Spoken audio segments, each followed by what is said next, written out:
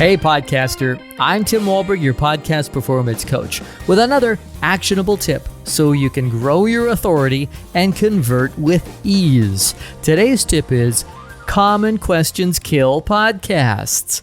Sometimes I listen to podcasts and I can almost see the questions the podcast interviewer is asking. I picture them clutching these questions like it's a floating door next to the almost sunk Titanic.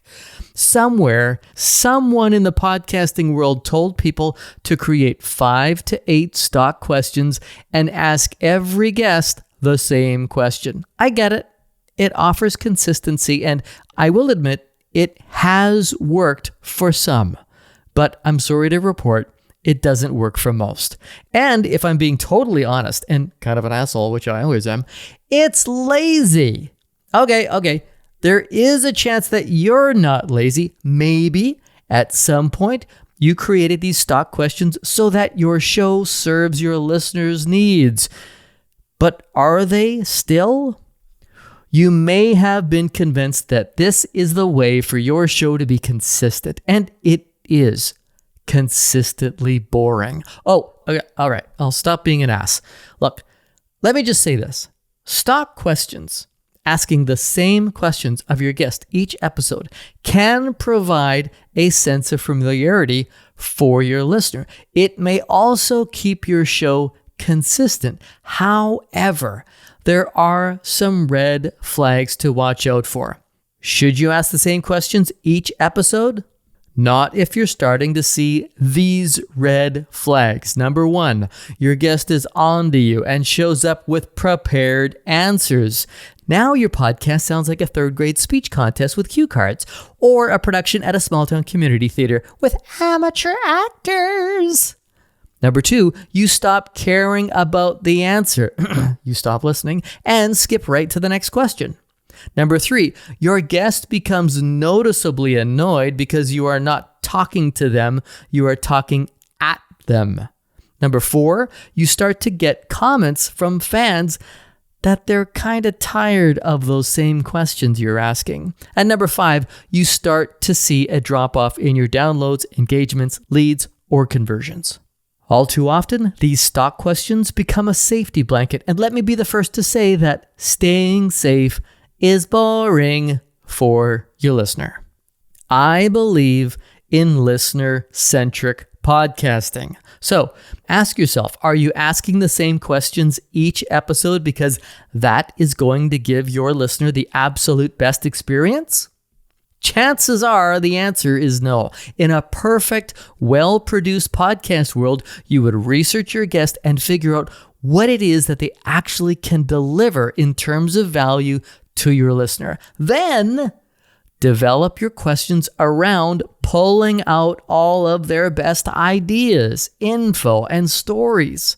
Yes, this will take more time, but it will lead to a better podcast. But since I know we don't live in a perfect, well-produced podcast world, you may need to stick to a template or an outline. If you are going to use a set of stock questions or a templated outline, here are some tips for keeping it fresh and interesting for your audience. Number 1, follow the conversation. Don't miss opportunities to take the discussion further down a path, even if it means throwing away all of your other questions. If your guest is laying a golden egg, don't pass it by. Pick it up and run with it. The trick here is that you have to listen and stay present in the conversation, not be checking what the next question is. Number 2, don't telegraph your questions. I hear this all the time. My next question is, or I always ask my guests this, and I want to ask you now. This is not only a dead giveaway that you are phoning it in, but it pulls the listener out of the experience because now they're all thinking about the production and what you do. And trust me, they prefer the wizard to stay behind the curtain. Nobody needs to see the messy mechanics. And we don't need to know that this is your next question. It's going to be pretty damn obvious because it's the next question when you ask it. A great interview is well planned, but it feels spontaneous. Number 3, freshen up those stale questions.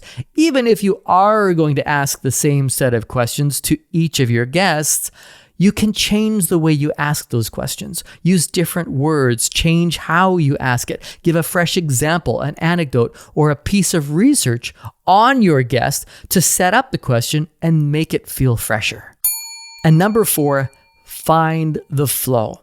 I can tell a rookie podcast interviewer by the awkward silence right before a seemingly unrelated question. Here's what I mean. Your guest has just given this great answer and you say something inane like, "Oh, that's so interesting." Pause. And now you ask the next question on your list, which is completely unrelated. Here's how a pro handles it. They segue. No, I don't mean they use that cool electric 2-wheeled scooter type thing that was all the rage in the early 2000s. I mean that they create a clear connection between the last answer and the next question. This is how conversations flow, and it is a skill that you may need to work on. Figure out what the answer has to do with the next question and connect the two. Sometimes, hold on to this because it might blow your mind, you may make a better connection to a question 2 or 3 questions down on your list. Heck yeah, you can do that. See tip number 1. Remember number 1? Follow the conversation. Number 2, don't telegraph your questions. Number 3, freshen up those stale questions. And number 4, find the flow. Now, I have a question for you. Do you think you're ready to stop letting stock questions take the thrill out of your podcast? Oh, that's a loaded question. I loaded it up just for you. And I hope that's just the question you need. If your podcast is feeling extra stale, and it's not just the stock questions, you may be in need of a tune-up, a podcast tune-up. Good news, I can help with that. And the first step is to book a free 15-minute coaching call with me so I can tell you all about it. Book your free 15-minute coaching call by using the link in the show notes or by going to podcastperformancecoach.com. I'm Tim Wahlberg. See ya!